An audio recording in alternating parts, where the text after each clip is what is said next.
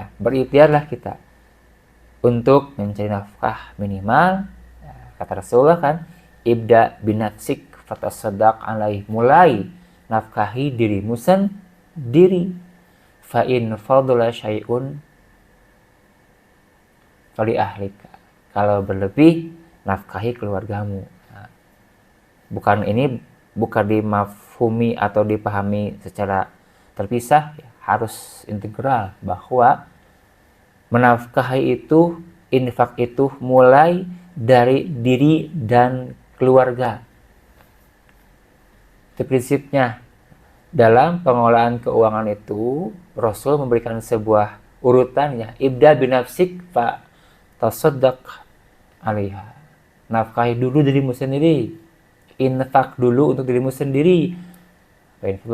Fa'in fadla syai'un fali ahlik, kemudian keluarga. Jadi ini pahami secara integral. Diri dan keluarga itu adalah nomor satu yang harus kita nafkahi. Gitu. Nah, Abu Bakar, Umar, Rasulullah kemudian mendatangi seseorang dari Ansor. Orang ini orang yang berpunya gitu, beruang, beruang. Sahabat yang punya kemapanan. Datang untuk bersilaturahmi, dan ini ada kaitan dengan proses tadi, pencarian solusi agar bagaimana ada surplus dari proses ikhtiar atau dari proses silaturahmi ini. Apa? Lapar tadi kemudian hilang, begitu. Silaturahmi kepada sahabat Al-Ansori ini, dan benar ternyata ketika Rasulullah SAW datang ke rumahnya bersama dua sahabat tersebut, pihak tuan rumah menghidangkan makanan. Ini satu di antara manifestasi man ahabba ayyubsatulahu fi rizkihi wa ayunsalahu fi atharihi falyasil rahimah. Siapa yang ingin diluaskan rizkinya dan dipanjangkan umurnya, maka sambungkanlah silaturahmi. Rasul menegaskan silaturahmi bisa meluaskan rezeki dan bisa memanjangkan umur. Satu di antara bentuk silaturahmi itu adalah tadi, silaturahmi itu berkunjung ke rumah, menyambungkan kebaikan. Bukan untuk menyambungkan keburukan, menyambungkan kebaikan. Kata para ulama, makna esensi dari silaturahmi ini adalah isolu ma'amkana minal khair wa daf'u ma'amkana minasyar, menyambungkan sesuatu yang dimungkinkan untuk kebaikan, menyambungkan kebaikan yang mungkin bisa disambungkan, dan menghindari keburukan yang bisa dihindari. Seperti itu. Maka lihat yang terjadi. Rasul, Abu Bakar, dan Umar. Mereka sedang bersilaturahmi. Ya. Pada akhirnya ketemulah solusi, begitu.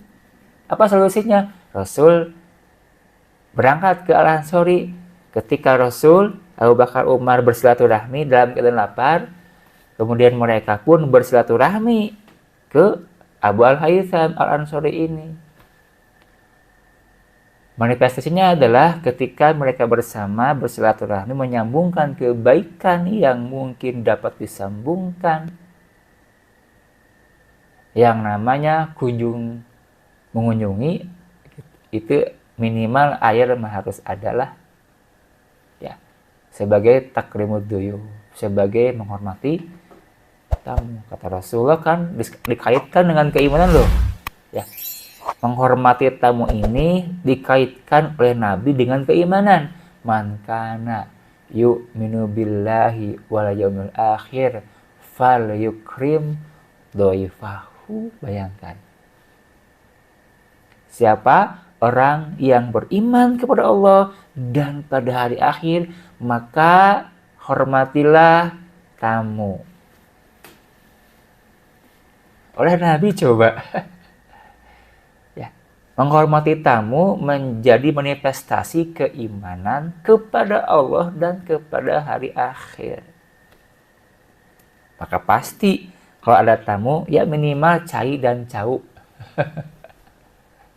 Minimal air lah gitu ya. Minimal air sudah disiapkan. Itu rezeki tuh.